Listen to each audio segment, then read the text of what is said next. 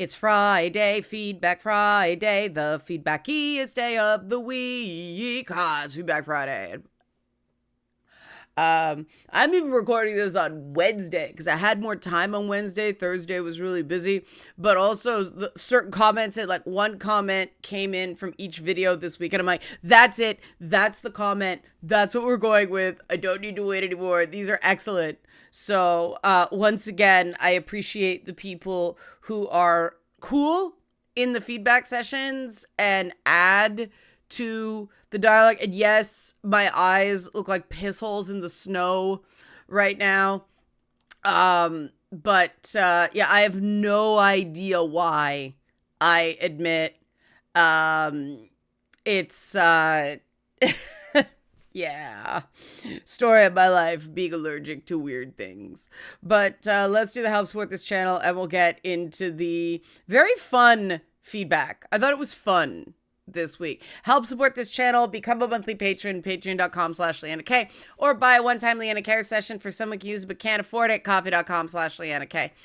Check out the birthday ball link in the description box below if you're in the Toronto area. Okay, so this first comment was, it's somebody disagreeing with me and coming at me pretty hard, but I wanted to use it as a comparison of this is how romantasy fans talk to each other compared to the really toxic discourse in gaming. And I'm not saying that romantasy doesn't have its toxic pockets, right? But I have found a very real difference regarding how disagreements land, right? That there's definitely this like positive feminine coding in disagreement versus the way the kind of stereotypical internalized misandry, just tear at each other, just destroy, happens in gaming circles.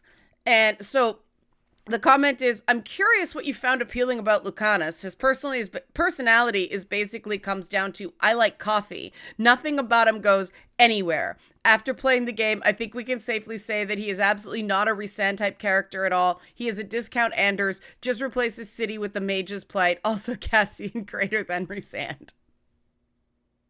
And that's the part that, first of all, it opened with a question, even though it was like, no, you're wrong. But at least it asked me what I found appealing. But then the end, also Cassian greater than Rhysand. That last comment indicates the person is just having fun. Like, okay, Cassian fangirls or fanboys or fan people, I salute you after book 5.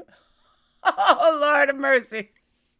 And again, my favorite is always the least popular character. I am a Lucian fan from the A Court of Thorn and Roses series. Rhysand actually bugged the fuck out of me in those books. And I'm like, I don't get it. And Eileen finally said, Leanna, you don't understand Rhysand because you are Rhysand. And I'm like, shit, I see the point. And that's the thing, right? As I said in the video, and this is the Male Companions of Dragon Age the Vilgard video, Lucanus was my least favorite.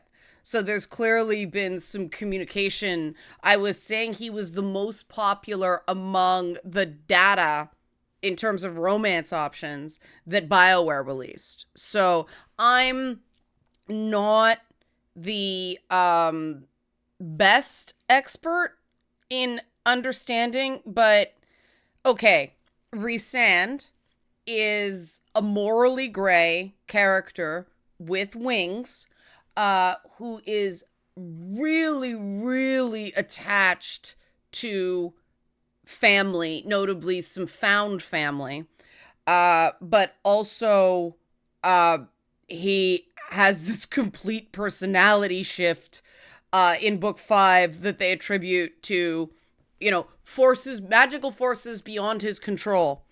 And so you definitely get the Lucanus spite dichotomy there. I gotta push back on the fact that his personality basically comes down to, I like coffee. Um, Characters like Lucanus, who don't offer a ton of information, are difficult to write because it's not obvious. They're not, splaying it everywhere. And it is the fact that, well, he cooks for everybody. I always give points to guys in RPG games who cook. It's what started softening me on Gale in Baldur's Gate 3 after thinking this guy's a complete fucking asshat. I ended up liking Gale. But he's considerate. He takes note of people's favorite foods, the way they like their coffee, which wine they prefer. And his relationship with Nev is very, very sweet. But then there are moments where the fun thing about Veilguard, especially on a second playthrough, is putting characters in circumstances just to see what they do. And there was one part where Lucanus is in the Deep Roads. So he's completely out of his element assassinating humans in urban situations, right? And they encounter something in the Deep Roads and he just goes, Harding?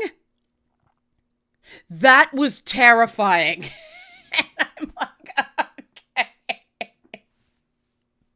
If you've ever known one of these outward tough guy, heart on their sleeve types who just, when something freaks them out, they can't help but go, what was that? No, not cool. I love that. But a lot of Lucanus's outward persona is flair. It's flash. It's a construction. And Rhysand in book 1 and even parts of book 2 definitely has that as well. Also, the attachment to Treviso, the attachment to Valaris. There's, his city is more important to him than a lot of people. So there are definite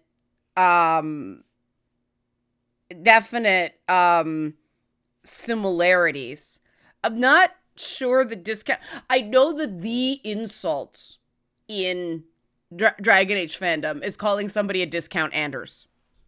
But Anders, I guess because I came at Anders through the Awakening DLC first, and this is one of the things I don't like about Dragon Age, is you have to play absolutely everything and read absolutely everything, and that's balls. Like, this shouldn't be work. But to see, Anders was our first look at how possession changes someone. And so if you go from Anders, happy guy, who was, let's face it, he was great value Alistair at first. Great value Alistair Mage Edition in Awakening. And then they twisted him up with with Justice. Yeah, fair point. In response to the comment, somebody said Lucanus is not a terrorist. That's true. He's an assassin. An assassin. Like, come on, how do you not love that Puss in Boots, I am very important, I am mysterious voice? Like, how can you not love that? Come on, that's amazing. It's played for camp. It's great. And there was a part where I experimented with, okay, what happens if you do the flirt option? And there's one part where Lucanus all of a sudden just kicks in and like, hey baby, how about it? And I'm like, oh my God. There are probably people who love this shit. I burst out laughing. Like, I like Lucanus because of his cartoonish qualities. I think that there was probably some focus grouping on that character. And so to me, it felt like the writers are like, okay, we have to put this in because we've been told that certain things are popular, but we really don't want to do this. So we're going to add an element of comedy for the people who are like, oh, come on, And I don't mind that. Like, I don't mind trash romance characters because there are people that enjoy that. And I don't have to agree. That doesn't have to be my favorite thing to go, okay, this is worthy of inclusion. I said from the beginning, I like Emmerich. I like the nice ones. I like the ones that are like bordering on meek. And so, yeah, somebody doesn't have to be my absolute favorite character for me to not see how they fit. And I mean, some of those big moments Lucanus has, and the way he just mopes over failure and he must complete the contract, like, come on, that's fun. It's fun. It feels like an old Zorro thing or something like that. It's just, it doesn't insult my intelligence, even, and it lets me enjoy it, even though I'm kind of cynical. I give them that. I think that, I mean, there's an example of taking a whole collection of tropes. Dragon Age is the franchise that just decimates the whole tropes versus argument, right? Because every character starts off as just this apparent, like, lampshaded stereotype, right? And the more you get to know them, the more you find out there's more depth to them. And I do think that Lucanus's quiet consideration of people, the fact that he doesn't really seem to know how to talk to people without the performance, is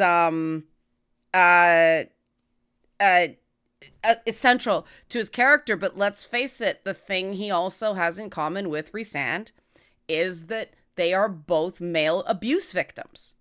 Lucanus was tortured. He was bodily violated in them shoving spite into him. That was not the typical demonic possession route in Dragon Age. And I do think it's very interesting that stuff aimed at women is dealing with male victims of abuse. Now, I don't think it's handled super well in Sarah J. Maas's writing, because Rhysand goes from being, Amarantha sex slave to being, yes, dear, with Feyre. It's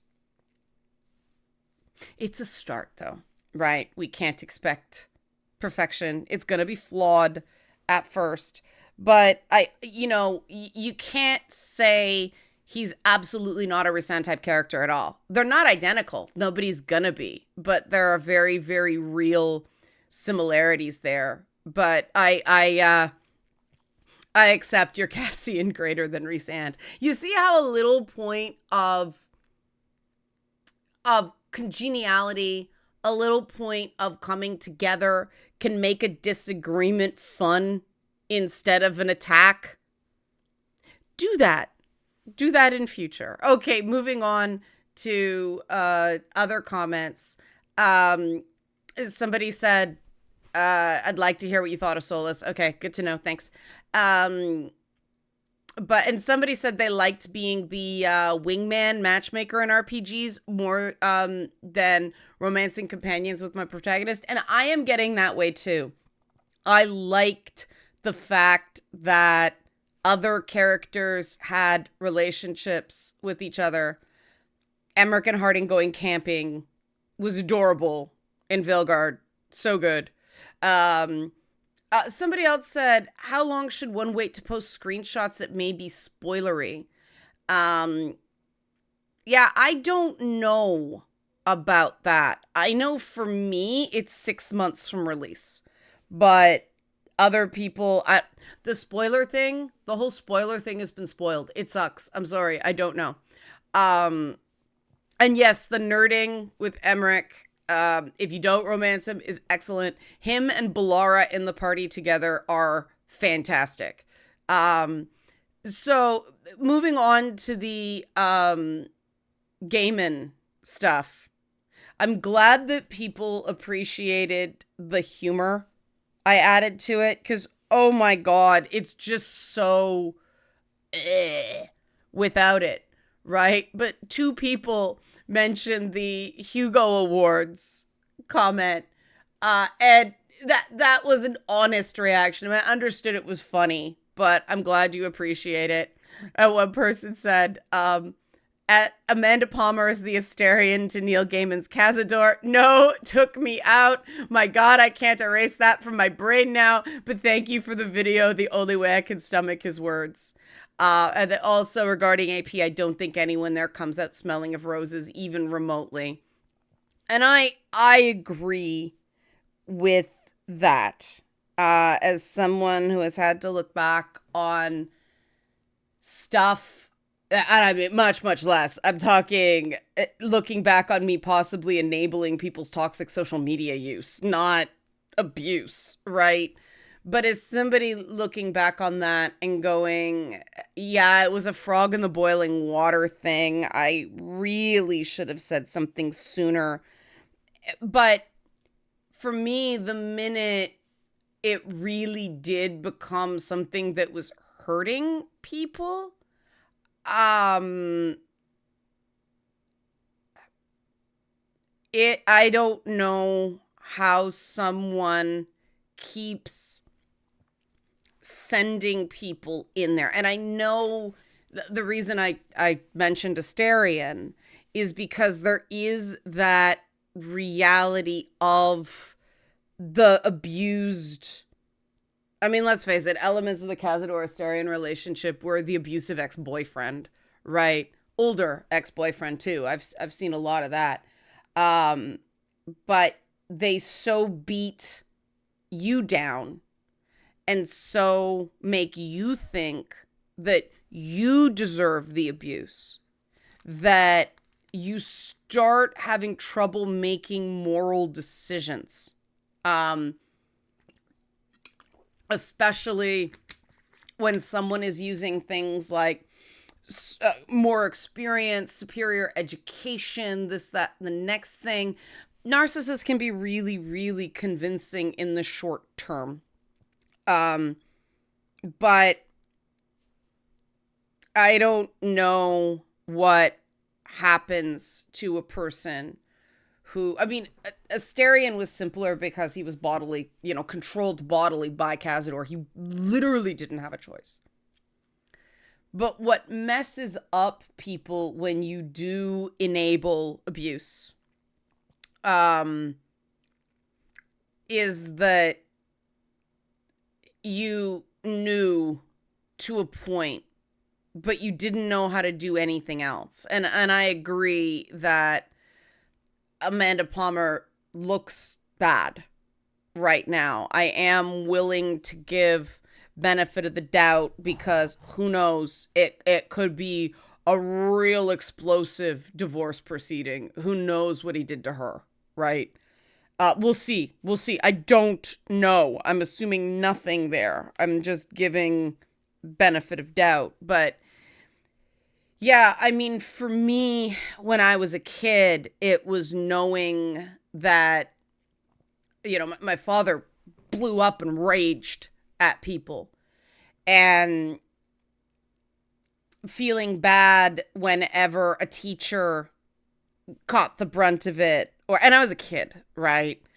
Which is why people accusing me of being a rageaholic and shit like that, just, it really, like I talked about on Wednesday, already talked about, no, I haven't done Wednesday yet. I've done Tuesday and now I'm doing Monday, bouncing all over the place. But the reason that hurts so bad is that I grew up with a parent with intense anger problems, like explosive, prolonged anger.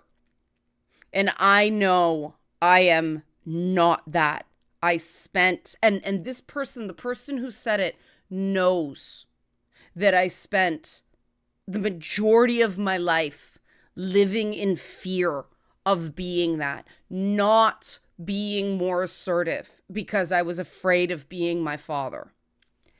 And they threw that in my face. But that having survive the abuse doesn't feel right. I've never been comfortable with the whole idea of survivor, because the part of me that the abuse took didn't survive. That's why the vampire metaphor. I was huge into vampires when I was a teenager, and I think this is partially why, right? But the part of you that the abuse took doesn't survive. You need to regrow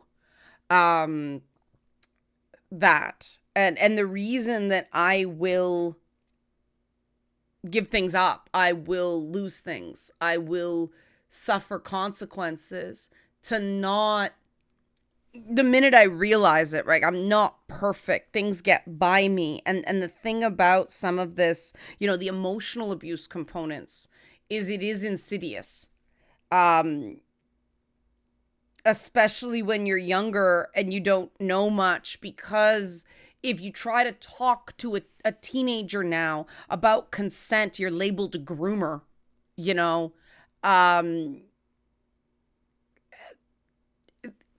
the first few experiences for a lot of people, and another person in the comments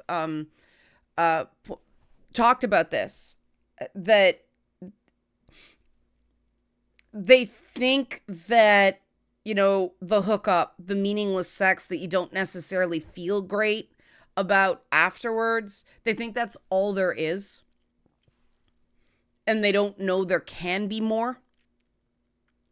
And to me, I think that's the worst part of young people learning about sex from porn. Teenagers are always going to be curious about that stuff, but it needs to be offset with, like, look, you really should at least like the person you're swapping fluids with. Just know them a little bit. Precisely because it's really easy to fall into an abuse dynamic when you're young. And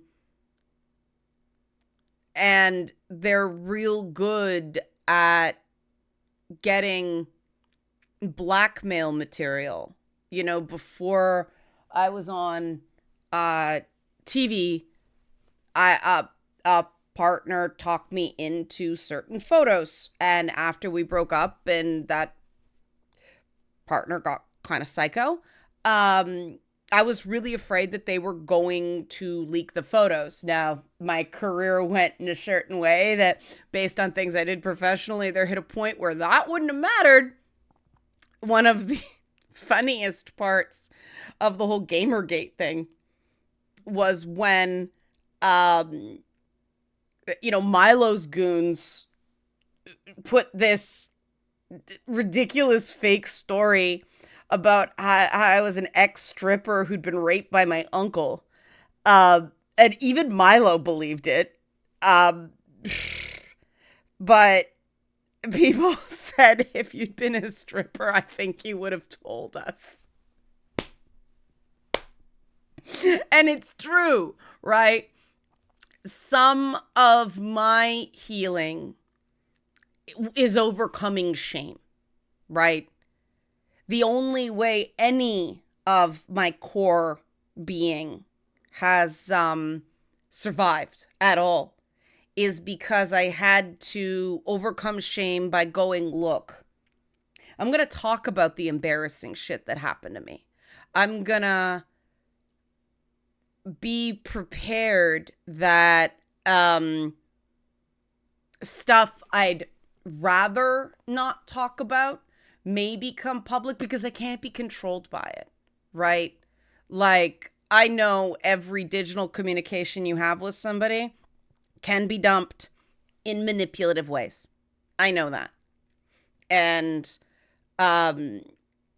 part of the reason I've stopped sharing screenshots of things is because I've seen too many instances of framing being used in a manipulative way. And I just think that it doesn't serve truth. You got to look at both stories and go, which one is more credible, um, who seems to be, and nobody's recollection is perfect, but who seems to be coming at me most authentically, who seems to just be interested in informing me, letting me know what's going on, not trying to score settle or get revenge or get money. And unfortunately, that's the world of the internet, that these sort of claims, these abuse claims, they're not like if somebody, if a friend told you in confidence about what happened to them. A lot of these things on the internet are profit driven. It changes the game. And, that's why I always go for, Justin Baldoni. I looked at what he said. A lot of red flags. Neil Gaiman, a lot of red flags. Whereas, if you look at Jay-Z, I don't know if some people even noticed the accusations against Jay-Z. They came and went so quickly because he came out hopping mad and it seemed authentic. There was nothing about his background that made it seem like this is, doing freak offs with P. Diddy. That's basically what he was accused of. And he was angry. And the accuser's story fell apart quite badly. And, the most, if you've ever seen someone, and I know as somebody who gets falsely accused of things a lot, all you can say is, I did not do this. It is not true. Because you can't predict every false thing that someone is going to throw at you. You're caught off guard, And I mean, Jay-Z was a bit dramatic. He may have gone overboard, but you want somebody who's been accused of heinous things to seem like to have an emotional response to it. Now, that doesn't mean they start name calling and whatnot, but, I didn't do this. It's not true. Not, I've never been spoken to that way in my life. I mean, that's different than what Baldoni did, right? You want the, what the fuck? That's not true. You don't want the, how dare you? Because, how dare you? Well, they're manipulative and out for attention and or money and or covering up their bad behavior, right? So, one commenter said, I always believed there was no way I can see someone dig themselves beneath rock bottom only to be immediately proven wrong. Seriously, Neil's response has to be the most shameless self-report I've ever seen. And that's, I know this channel is more guy focused and, keep in mind, I believe Johnny Depp. So, and part of the reason I say when I think there's been a false accusation is because you gotta say this one doesn't make sense. So when something does, the credibility's preserved, right? And yeah, it's nice when there can be, and I saw some people in comments who normally do take, the side of the guy who's accused, who are still like, no, he's guilty as shit. So, and hey, things could come out. He could have just turned in the worst piece of writing in his life, but I don't know. Looks bad, man. The dropped projects, the fact that there was a hesitation and then it got dropped, it speaks for itself. There's something damning about this. Now, Johnny Depp got turfed out of projects too, but you notice with Johnny Depp, it was after he lost that court case in the UK, not after the original accusations came out. And I get that. The urge to go to court and clear your name is very strong, but that, as somebody who filed a restraining order against Stalker Chan, was talked out of pursuing it by a judge who said there was low likelihood of success. And then Stalker Chan got the paperwork for the restraining order, put it on the internet, and claimed it was proof that I was persecuting her.